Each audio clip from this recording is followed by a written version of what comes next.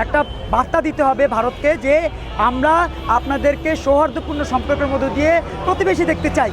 আমরা আপনাদের গোলামি দেখতে চাই না, দাসত্ব দেখতে চাই না। এই পুশিং সমস্যাটা মূলত সৃষ্টি করেছে বাংলাদেশে একটা পক্ষ আছে, তারা ভারতকে উত্তপ্ত করে চলেছে। আমরা ভারতের সেভেন সিস্টার ভাঙতে চাই, আমরা ভারতের সাথে ব্যবসা করব না, ভারত আমাদের সাথে দাদাগিরি করতে চায়। দর্শক, ক্যাম্পাস টাইমসের নিয়মিত আয়োজন ক্যাম্পাস টাইমস জনতার কথায় আপনাদের স্বাগত। আজকে আমাদের বিষয় সীমান্তে পুশিং। সে বিষয়ে কি বলছে সাধারণ মানুষ, শুনবো তাদেরকে।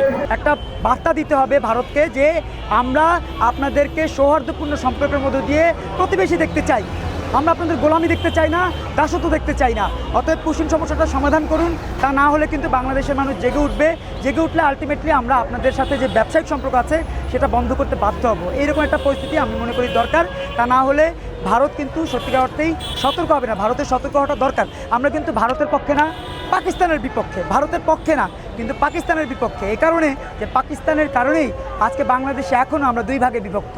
একটা পক্ষ পাকপন্থী আর একটা পক্ষ বাংলাদেশপন্থী। এই পুশিং সমস্যাটা মূলত সৃষ্টি করেছে বাংলাদেশে একটা পক্ষ আছে, যারা আসলে বাংলাদেশ বিরোধী, বাংলাদেশের সমাজ বিরোধী, রাষ্ট্রবিরোধী। তারা ভারতকে উত্তপ্ত করে চলেছে। বিগত প্রায় 2 বছর ধরে তারা বারবার একটি কথা বলে আসছিল, আমরা ভারতের সেভেন সিস্টার ভাঙতে চাই, আমরা ভারতের সাথে ব্যবসা করব না, ভারত আমাদের সাথে দাদাগিরি করতে চায়।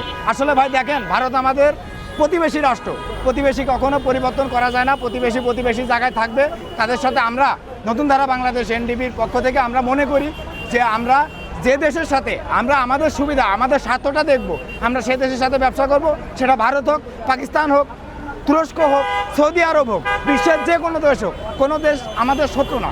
যখন আমরা আমাদের স্বাধীনতা, সার্বভৌমত্ব রক্ষা করে আমাদের স্বার্থসিদ্ধি হাসিল করার চেষ্টা করছি, তখন এই দেশ বিরোধী একটা চক্র, পার্শ্ববর্তী একজন পরাশক্তি একটি রাষ্ট্র ভারত, সেই ভারতকে উত্তপ্ত করে বাংলাদেশে আবার একটা জটিল পরিস্থিতি সৃষ্টি করতে চাচ্ছে। আর সেই কারণেই আজকে বর্ডারে এই পুশিং সমস্যা হচ্ছে বলে নতুন ধারা বাংলাদেশ এনডিপি মনে করে। সীমান্তে কিন্তু বছরের পর বছর আমরা হত্যা হতে দেখি, এখন আবার পুশিং সমস্যা হচ্ছে। কিন্তু আমরা কি দেখছি, আমাদের পররাষ্ট্রমন্ত্রী স্বৈরাচারের আমলের মতোই, প্রজাপতি মন্ত্রীর মতো তিনি এখন জাতিসংঘের একটা পদ পেয়েছেন, এই জন্য তিনি উড়ে উড়ে ঘুরে ঘুরে বেড়াচ্ছেন। অথচ তার কি উচিত ছিল? তার উচিত ছিল যখন ভারত পুশিং এই বিষয়টা দাঁড় করিয়েছে, সাথে সাথে পররাষ্ট্রমন্ত্রী, স্বরাষ্ট্রমন্ত্রী, প্রধানমন্ত্রী সবাই মিলে ভারতের সাথে বৈঠক করে এই সমস্যাটা সমাধান করে ফেলা উচিত ছিল। 8 থেকে 11 জুন পর্যন্ত একটা বৈঠক তারা করেছে, কিন্তু এখনও পর্যন্ত আমরা কোনো সমাধান দেখতে পাচ্ছি না। তারা তো মানুষ, বর্ডারে তারা হোক বাংলাদেশি হোক ভারতের, তাদের বড় পরিচয় তারা মানুষ। কোনো মানুষের সাথে অমানবিক আচরণ করা যায় কি? ভারতকে প্রথমে প্রমাণ দিতে হবে যে এই নাগরিক আমাদের দেশের নাগরিক। যদি তারা আমাদের দেশের মানুষ হয় তাহলে তাদেরকে সসম্মানে গ্রহণ করা উচিত। আর ভারত যদি প্রমাণ দিতে না পারে তাহলে কোনো কাগজপত্র ছাড়া অবৈধভাবে কাউকে আমাদের দেশে গ্রহণ করা উচিত না, বরঞ্চ সসম্মানে তাদেরকে ভারত পাঠিয়ে দিতে হবে। যদি বাংলাদেশের নাগরিক হয় তাহলে কাগজপাতি থাকলে বাংলাদেশে ফিরিয়ে দিবে, আর যদি ভারতীয় নাগরিক হয় তাহলে ভারত সরকার ফিরিয়ে নেবে। আর যেহেতু মানুষ তো এইভাবে কয়দিন বর্ডারে আপনার বসে থাকবে, তার জন্য দুই দেশের সুরাহর মাধ্যমে যারা দেশের নাগরিক সেই দেশকে ফিরিয়ে দিতে হবে। সীমান্তে পুশিং কি জিনিস 5 আগস্টের পরে তো আমরা জানি নাই। 17 বছর তো আওয়ামী লীগ সরকার ছিল। এই 5 আগস্টের পরে এখন জানি যে পুশিং, মব কারে বলে, এগুলো আমরা এখন জানি। তারপরে এই যে চুরি চিন্তা, এগুলা তো আগে ছিল না। তারপরে মনে করেন এই যে ফেসিস ইনুস আসার পরে তো এগুলা জানি, স্বৈরাচার ইনুস, আর আগে তো এগুলা ছিল না।